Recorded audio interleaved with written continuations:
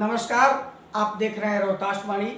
हम आज चर्चा करेंगे परीक्षार्थियों के लिए जो इस बार बोर्ड एग्ज़ाम और इंटरमीडिएट का फाइनल एग्ज़ाम देने के कगार पर हैं और परीक्षा नज़दीक है, वो कैसे तैयारी करें ताकि उनको उच्चतम स्कोर प्राप्त हो। इस बातचीत करने के लिए हमारे साथ उपस्थित हैं प्रकाश आनंद जी, जो STSN ग्लोबल के डायरेक्टर हैं और रीस्टार्ट रेमेडियल क्लासेज इन्होंने फ़िलहाल शुरू किया है, जिसमें IIT, बैंक, SSC, कमीशन की भी तैयारी कराते हैं। इन्हीं से हम जानेंगे कि वो कौन सी विधि है और कौन सा शॉर्टकट रास्ता है जिससे बच्चे कम समय में उच्चतम स्कोर प्राप्त कर सकते हैं। सबसे पहले सर आपका स्वागत है। स्वागत है। सबसे पहले तो रोहतास वाणी के दर्शकों का मेरा दिल से नमन है, प्रणाम है। सर, हम ये जानना चाहते थे कि बच्चों का एग्ज़ाम नज़दीक है, फरवरी मार्च में एग्ज़ाम होते हैं, चाहे वो CBSE हो चाहे बिहार बोर्ड हो, तो बच्चे इतने कम समय में कैसे अध्ययन करें कि उन्हें उच्चतम स्कोर प्राप्त हो, उच्चतम अंक प्राप्त कर 100% सफलता मिले। तो मैं इसको आपको मैंने डिटेल में बताता हूँ ताकि आपके चैनल के माध्यम से बच्चे थोड़ा डिटेल में जानेंगे और कुछ टिप्स ले लेंगे, तो उनको हो सकता है कि 95% से अबव मार्क्स आए। तो थोड़ा मैं इस बोर्ड पे आना चाहूँगा। सर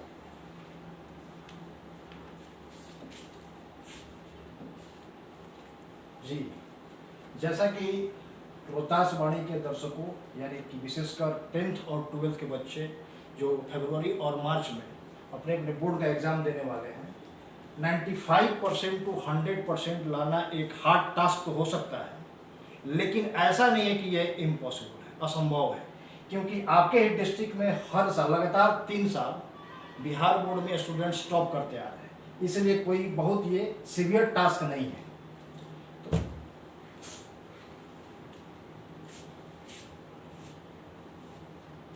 ये बहुत सीवियर टास्क नहीं है।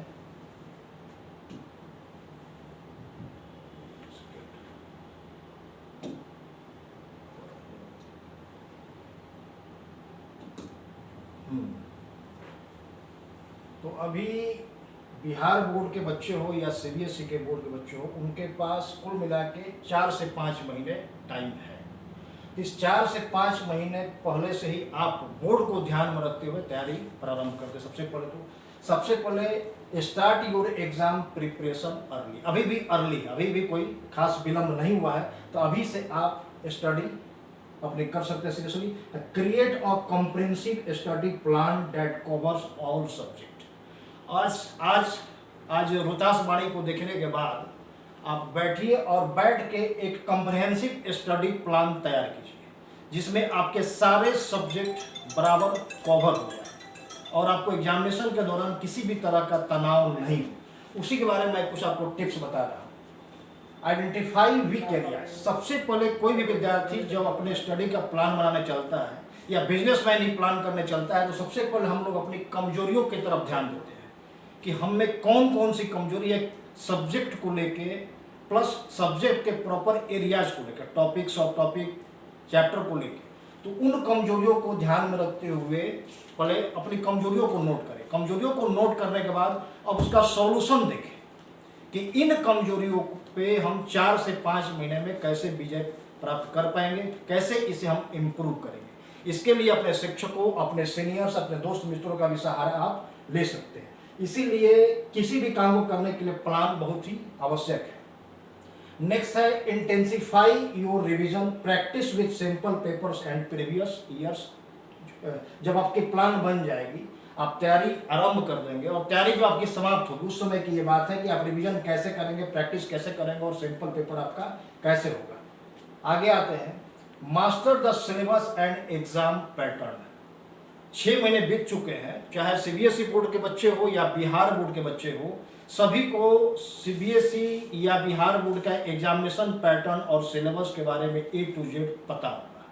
फिर भी आप अपने सिलेबस को ब्रेक डाउन कीजिए, उस सिलेबस को तोड़िए, सेक्शन वाइज अलग अलग तोड़िए, यानी कि सिलेबस का ब्रेक थ्रू बनाइए।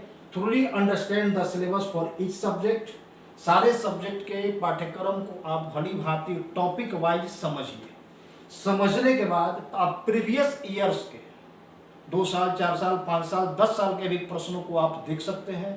क्वेश्चन देखना सबसे इम्पोर्टेंट है और क्वेश्चन को देखने के बाद क्वेश्चन को आप एनालाइज कीजिए कि किस सब्जेक्ट के किस पोर्शन से कितने मार्क्स का क्वेश्चन आ रहा है और उस पर आपकी पकड़ कैसी है। नेक्स्ट है वेटेज एनालिसिस कीजिए। वेटेज एनालिसिस मीन्स कि सीबीएसई के साइट पे आप जाएंगे तो उस पर दिया हुआ है मार्किंग स्कीम, यानी कि आपके किसी भी सब्जेक्ट के किस पोर्शन से कितने नंबर का क्वेश्चन, कितने मार्क्स का क्वेश्चन आ रहा है, यही वेटेज है। और आप अपनी प्राथमिकता तैयार करें कि अगर एग्जाम होगा, अगर मैं एग्जाम में अपीयर हुआ तो सबसे पहले मैं वेटेज के हिसाब से क्या क्या करूंगा, या अपनी जो अभी प्रिपरेशन की स्ट्रेटजी बना रहे हैं उसमें भी वेटेज के हिसाब से स्ट्रेटजी बनाइए। नेक्स्ट है कि conceptual understanding the foundation. Foundation तो हमारा 9th क्लास से 8th क्लास से बनता आ रहा है, लेकिन अभी आप नोट कर लीजिए उन टॉपिक्स को जिन टॉपिक्स पे आप कमजोर हैं, आपको ऐसा लग रहा है कि ये टॉपिक्स मेरे लिए टफ है, उसके लिए अपने टीचर से कंसल्ट करके एक अलग से प्लान बनाइए और उसके फाउंडेशन को तैयार करने के अभी भी आपके पास बहुत समय है, तो उसके कॉन्सेप्ट को क्लियर कीजिए। सबसे पहले focus on understanding concept deeply, this helps in applying knowledge to different question types. Next है प्रैक्टिस प्रॉब्लम्स।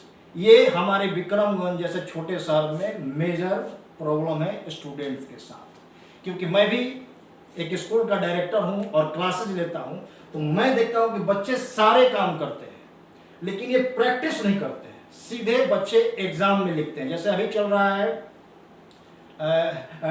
टर्म 1 का एग्जाम, उसके बाद प्री बोर्ड का एग्जाम देंगे, तो सीधे एग्जाम का टाइप लिखते हैं। इसका नतीजा यह होता है कि सब कुछ आते हुए भी आप एग्जामिनेशन में लिख नहीं पाते हैं। तो इसे डेली करना चाहिए कि आप प्रीवियस ईयर्स का अगर क्वेश्चन लीजिए, सॉल्व कीजिए, उसका आंसर लिखिए, आंसर फ्रेमिंग कीजिए, रोज प्रैक्टिस कीजिए। और इसमें अगर परेशानी होती है तो आप ऑनलाइन रिसोर्सेज का भी इस्तेमाल कर सकते हैं। नेक्स्ट है सबसे बड़ी चीज है टाइम मैनेजमेंट। जैसा कि आपके पास 4 से 5 महीना है, एक यहाँ टाइम मैनेज करना है, दूसरा आप 3 घंटे का आपका एग्जाम होता है, उसमें आपको टाइम मैनेज करना है कि टाइम मैनेज आप कैसे करेंगे। तो टाइम मैनेज का कोई फिक्स फार्मूला नहीं है, फार्मूला यही है कि जो सब्जेक्ट आपका सबसे ज्यादा वीक है उस सब्जेक्ट पे सबसे ज्यादा टाइम, जो सब्जेक्ट सबसे आपको आसान लगता है उस पे सबसे कम समय। टाइम मैनेजमेंट का ही फार्मूला है। और एग्जामिनेशन के दौरान अब आपको माननीय प्रधानमंत्री जी की बातों को अस्वीकार कर दो, जैसा कि उन्होंने कहा था कि एग्जामिनेशन में सबसे पहले टफ क्वेश्चन का आंसर देना चाहिए, बिल्कुल नहीं। इस मामले में आप माननीय प्रधानमंत्री जी की बात को बिल्कुल तरजीह नहीं देंगे, नहीं तो आप अटक जाएंगे।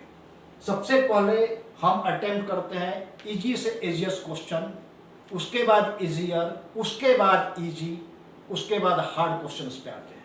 तो टाइम मैनेज आपको ऐसा करना है कि प्रश्न पत्र के किस खंड को, किस सेक्शन के किस पार्ट को हम प्रायोरिटीज दे और किसको नहीं दे। और टाइम मैनेज आपको करके कोई दूसरा नहीं दे सकता है, आपको अपनी वाइजली, अपनी बुद्धि से टाइम मैनेज करना है। और लीव टाइम फॉर रिव्यू। यदि 3 घंटे का एग्जाम है तो आप कोशिश कीजिए कि 2.5 घंटे में अपने सारे प्रश्नों को उत्तर अच्छे तरीके से भली भांति दे दें और 15 से 20 मिनट आप रिवीजन के लिए रखें। क्योंकि होता क्या है कि हम 3 घंटा पार कर देते हैं और बिना रिवीजन किए, जैसा कि बहुत बार ऐसा देखा गया है कि रोल नंबर में मिस्टेक हो गया या आंसर के क्रम में मिस्टेक हो गया। ये सारी बातें अभी आज तो मैं संक्षिप्त में बताया, लेकिन मैं इस पर एक वीडियो श्रृंखला अगर संभव हुआ तो रोहतास बाणी के साथ शुरू करूंगा, नहीं तो मैं स्वयं शुरू करूंगा। उसमें आपको स्टेप बाय स्टेप बताऊंगा कि किस तरह के क्वेश्चंस आते हैं, किस तरह आंसर फ्रेमिंग होती है, आंसर में किस तरह का आंसर्स लिखेंगे कि आपको मार्क्स मिलेगा, टॉपर के आंसर में और आपके आंसर में क्या अंतर है। तो सबसे पहले enhance your writing skill. Vikramganj के बच्चे राइटिंग पे फोकस नहीं करते हैं। मैंने देखा है कि क्लास में टीचर एक्सप्लेन कर रहे हैं लेकिन उनके हाथ में पेन और नोटबुक खुला नहीं होता है, क्लास नोट्स नहीं बनाते, यानी कि क्लास के लेक्चर को नोट नहीं करते, यानी लिखने की आदत ही नहीं है। तो सबसे पहले आप राइटिंग पे फोकस कीजिए, प्रैक्टिस रेगुलरली। और उस प्रैक्टिस जो भी आप आंसर लिखते हैं अपने टीचर्स को दिखाइए, सीनियर्स को दिखाइए और फीडबैक लीजिए कि इस आंसर में क्या कमी है, अच्छी है या बुरी है, क्या कमी है, उस कमी को दूर कीजिए। नेक्स्ट है कि structure your answer. CBSE board के साइट पे टॉपर का ये मॉडल आंसर दिया हुआ है, आप उसको लेके एनालाइज कीजिए, अपने आंसर से कंपैरिजन कीजिए कि आपका आंसर कैसा है। Last, revision strategy that work, notes review, mind mapping, ये सबसे इंपॉर्टेंट चीज़ है, क्योंकि आप एग्जामिनेशन हॉल के बाहर पूरा का पूरा लाइब्रेरी या अपनी किताबें उठा के नहीं लेके जा सकते हैं, तो आप हर टॉपिक का एक माइंड मैप बनाइए। जैसा कि री स्टार्ट रिमेडियल क्लास में जो बच्चे पढ़ते हैं उनको जो मटेरियल दिया गया उसमें ऑलरेडी माइंड मैप बना हुआ है, और आजकल हर जगह माइंड मैप चलता है, तो आप अपने आंसर का या पूरे चैप्टर का, पूरे टॉपिक का एक माइंड मैप बना के रखिए, ताकि वह माइंड मैप बिल्कुल इमेज के रूप में आपके दिमाग में फिट हो जाए।